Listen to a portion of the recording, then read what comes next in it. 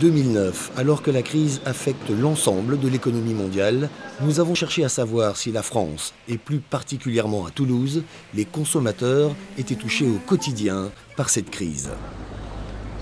Oui, je suis touchée par la crise de gens actuellement. Oui, je suis touché un petit peu comme tout le monde, je pense. Il y a de moins en moins de budget, de moins en moins de facilité, de moins en moins de travail. Parce que acheter à manger c'est compliqué, parce que je ne peux pas avoir de voiture parce que j'en ai pas les moyens, parce que payer son loyer c'est toujours difficile. Actuellement on n'est pas effectivement dans un boom économique qui nous permet de vivre tout ce qu'on a envie de faire. Eh bien oui, je suis retraité depuis longtemps et comme j'ai une petite retraite, et comme le gouvernement jusqu'à présent n'a pas encore augmenté la retraite, ainsi on va être augmenté le 1er avril de 2,5%. Nous travaillons dans le commerce, prêt-à-porter, et en fait par rapport au N-1, c'est-à-dire à l'année dernière, nous constatons tous les jours qu'il y a au moins 500 personnes qui ne rentrent pas dans notre magasin par rapport à notre taux de transformation.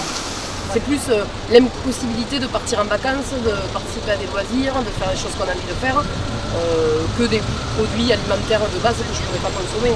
J'ai jamais pu les consommer en fait. Le pouvoir d'achat a diminué, donc ce qui fait que les gens ils ne viennent pas, ne rentrent pas dans le magasin. Je venais un pantalon et j'ai pas pu l'avoir avant 2-3 semaines. C'est la crise.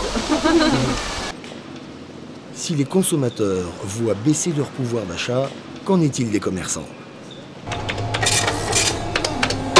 Les ingrédients qui sont de moins en moins achetés par les consommateurs aujourd'hui, malheureusement, sont les fruits et légumes, le lait et les pâtes.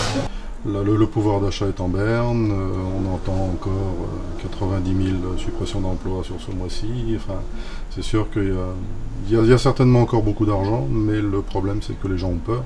C'est sûr que les gens regardent les prix, on vend relativement peu de grandes bouteilles, on est plutôt dans les alentours des prix entre 3,50 €, 6 €.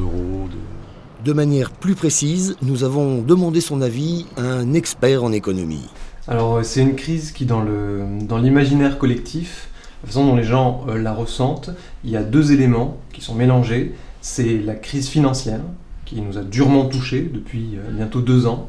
Et puis il y a autre chose, c'est le cycle économique. Mais il ne faut pas mélanger les deux éléments parce que ça n'a pas beaucoup d'impact sur Monsieur Tout-le-Monde en France. Ça a beaucoup d'impact sur les gens qui avaient beaucoup d'actions, par exemple. Il y a des gens qui ont perdu beaucoup d'argent. Et puis tous les gens qui travaillent dans des grandes institutions bancaires, il y en a beaucoup qui ont perdu leur emploi. Aujourd'hui, on est dans un ralentissement économique. Il est brutal. Mais il faut espérer que les entreprises vont se refaire, vont regagner de la valeur, vers de l'activité économique, le cours des actions va remonter, et là on va gagner de l'argent. Donc on peut espérer, nous, que dans le courant de l'année 2010, on soit en train de repartir. En France ou en Navarre, ou partout dans le monde, il y a des gens qui travaillent, qui veulent travailler, qui veulent partager, qui veulent payer des impôts. Mais la partie optimiste de ça, c'est de se dire, voilà, on a un monde à créer.